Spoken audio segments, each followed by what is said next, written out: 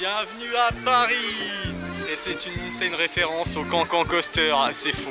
Bien aujourd'hui on est au jardin d'acclimatation. C'est un parc en plein milieu de Paris, dans le bois de Boulogne. Il y a autre chose à faire le soir, mais on n'est pas là pour ça. Donc on a payé que 15 € aujourd'hui puisqu'on est en pleine semaine. Il n'y a pas grand monde, honnêtement c'est cool. Par contre il y a déjà un point négatif. En fait 3/4 des attractions elles sont fermées, elles ne sont pas ouvertes malheureusement en semaine. Mais bon, derrière nous on a la dernière nouveauté, le dernier gros ajout du parc. Il s'agit du défi du dragon. On va aller tester ça en espérant que ce soit bien. En tout cas ça n'a pas l'air incroyable mais on va lui laisser une chance. Let's go. Est-ce que tu es ready? Je suis totalement pas ready. Et je pense qu'il faut arrêter d'être médisant un peu.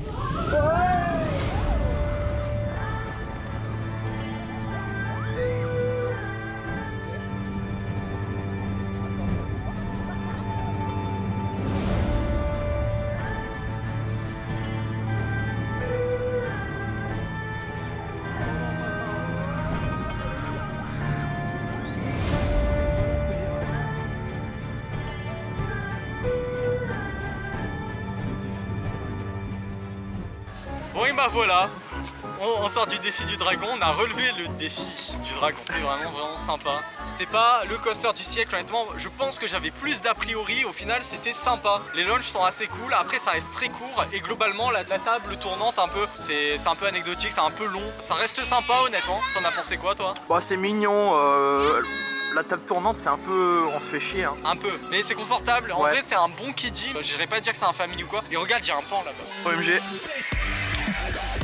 Là, c'est tout. Derrière moi, il y a une attraction, c'est Finito Pipo. Fait un crédit en moins, je suis un peu déçu. Ça veut dire qu'on finit avec un +2 normalement. Mais là, je crois que c'est un peu capoute. Ouais, c'est un peu... C'est finito, les gars.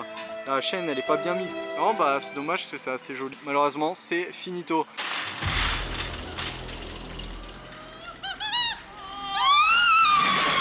Ça, c'est de la destination. C'est la prochaine attraction sur laquelle on se dirige. Il s'agit de Speed Rocket. C'est un peu le gros coaster du parc. Ouais, c'est pas. Oh, le lift il fait du bruit hein. Ouais. Pour la roquette rapide. Roquette rapide. Roquette rapide.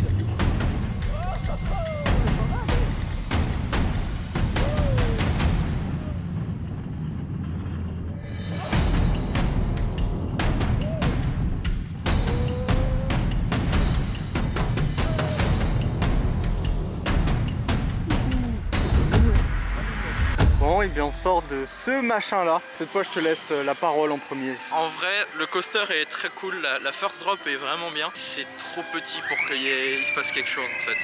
Voilà, sur la fin on manque vraiment de vitesse. J'approuve, c'est mignon. Non bah écoutez, c'est... Attends. Oui, il a raison en fait, c'est tout mignon. Bon par contre par rapport aux autres bobsledd's par exemple que j'ai pu faire, par exemple on peut penser à Walibi Belgium, tout ça. Bon, globalement je trouve ça un peu moins bien. Le début est très cool avec les premières drops etc. En revanche après en fait on a tellement peu de vitesse, tellement peu de hauteur que bon, ça va pas très vite. Je préfère un Tchikiwaka on va dire dans sa globalité, même si le début de ce bobsled est assez surprenant. C'est une bonne attraction familiale. Je pense que par rapport par exemple au défi du dragon en fait les deux s'équivalent un peu. C'est du family moins / kiddie plus en vrai de vrai. Pas mal, on n'a pas beaucoup attendu, c'est correct. Voilà, le problème c'est qu'il va falloir trouver des choses à faire. On avait une destination de ouf à aller faire, ça s'appelle Jurassic Island. C'est une 360 expérience. Sauf que comme je vous l'ai dit en début de vlog en fait, tout est fermé. Donc bon, c'est fermé là. Mais c'est un peu bizarre, hein. Honnêtement la majorité des attractions sont fermées. C'est un peu dommage quoi, même si on paye que 15 €, je veux bien l'entendre mais ils abusent.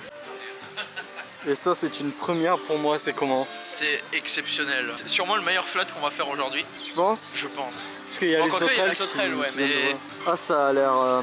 Ouais hein. Écoutez, j'ai toujours vu ça dans les marchés de Noël, j'ai jamais fait. Donc on va tester en fait. Ouais bien j'en profite pour vous montrer ce coaster malheureusement défunt. Puisqu'il n'est même plus sur Coaster Count, vraiment c'est un coaster, il est finito pipo. Toi tu l'avais fait, qu'est-ce que tu en avais pensé? Bah c'était le meilleur crédit du parc honnêtement. C'est un des coasters les plus débiles que j'ai fait honnêtement. À ce ça point? doit être ça. Ouais. Et bah écoutez, c'est dommage, ça ne fait pas plus sain. C'est joliment intégré en tout cas.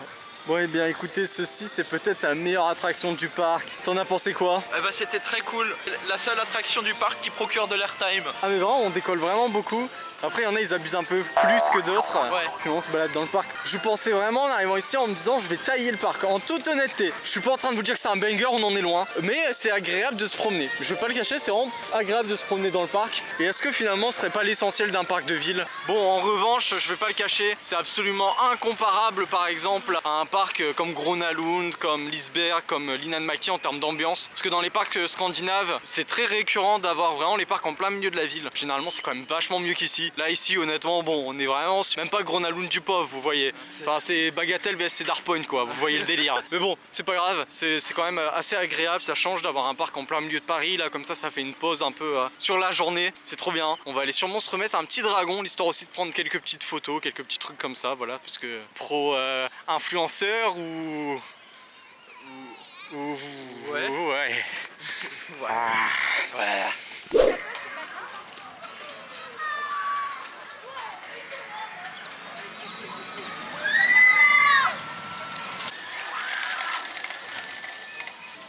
Est-ce qu'il était crazy ce tour? Il était totalement crazy. 6-7 de ouf là. 6-7. Waouh. Est-ce que tu penses qu'on se dirige vers le meilleur ride du parc? Totalement. Oh les gars, je suis dans mon bateau, ça fait extrêmement peur. En fait, ça balance de gauche à droite.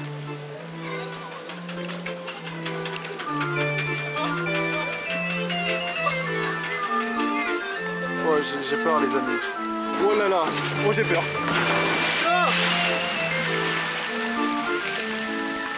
Bon bah c'est fait, l'objectif il est mouillé les gars.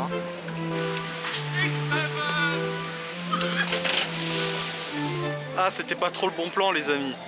Meilleure attraction du parc? Meilleure attraction du parc, tous les temps. Meilleur flume d'Île-de-France. C'est exceptionnel. C'est une dinguerie un peu de mentir comme ça, mais vas-y.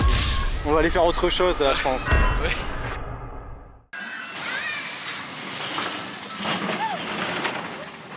Bon allez, et c'est l'heure d'aller faire quelques petits tours de speed rocket avant de quitter le parc je pense.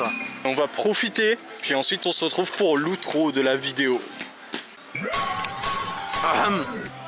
Bon voilà, c'est une fin de journée ici, jardin d'acclimatation, et c'était vraiment sympa. Franchement je m'attendais à ce que ce soit vraiment mauvais pour être honnête, et au final c'était sympa. Je dirais pas que c'est un banger absolu, sachant qu'on a payé 15 € l'entrée, en semaine c'est rien. Par contre il y a vraiment 3/4 des attractions, elles sont fermées, c'est un peu dommage. On n'a pas eu tous les crédits malheureusement, mais à 15 € je peux le recommander. En revanche, quand c'est à 45 €, beaucoup moins. C'est vraiment pas terrible à ce prix là, mais même pour 15 € je trouve que c'est un parc, c'est vraiment ok quoi. C'est juste parce que c'est en plein milieu de Paris, mais t'as des parcs comme Denlis Park qui font mieux. Après globalement, bah, les attractions, elles étaient quand même sympas, c'est assez joli. Ça n'a pas une âme, mais ça reste sympa quoi. On a l'impression de se balader dans un parc et ça change du cadre de Paris. Et toi mon cher caméraman, qu'en as-tu pensé? On a passé une bonne journée, on a fait des attractions totalement crazy et on a fait le meilleur flume d'Île-de-France. Ça doit être ça ouais. Mais On a fait le meilleur flume d'Île-de-France. non bah écoutez, moi c'est sur ce que je vous laisse. J'espère que vous avez aimé cette vidéo. Je sais pas si je l'ai déjà spécifié, mais changement de caméra. Peut-être que pour le micro c'est pas le meilleur. J'achèterai les accessoires qu'il faut. Et même globalement, c'est la première fois que j'utilise, donc désolé si les cadrages sont pas fous, si parfois ça vibrote un peu trop, ça stabilise pas assez bien. C'était un nouveau matos, j'ai envie de tester un truc un peu plus pro. J'espère que ça vous a plu. On se retrouve dans une prochaine vidéo. A plus, c'était la brioche. Et qu'est-ce que tu fais là? Vous pensiez que la vidéo était sérieusement finie? Anne. Le TSI Krusty, on va tester enfin. J'en ai rêvé toute ma vie, j'ai jamais été j'ai- aussi hype que depuis que je suis né. Ah, totalement. C'est la meilleure bouffe de votre vie. Et on ça, va tester ça aujourd'hui la en direct. crazy. Allez, c'est parti, première bouchée de TSI Krusty.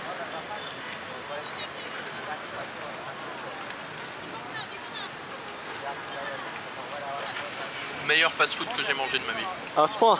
Ouais, ça se bat avec le Popeyes en vrai, en termes de poulet. Mais je te jure, le poulet, il est vraiment... Il est comme il faut en fait. Ouais, c'est compliqué de prendre leur truc. Mais c'est qu'il y a beaucoup de poulet, c'est prime. Ouais. Attention.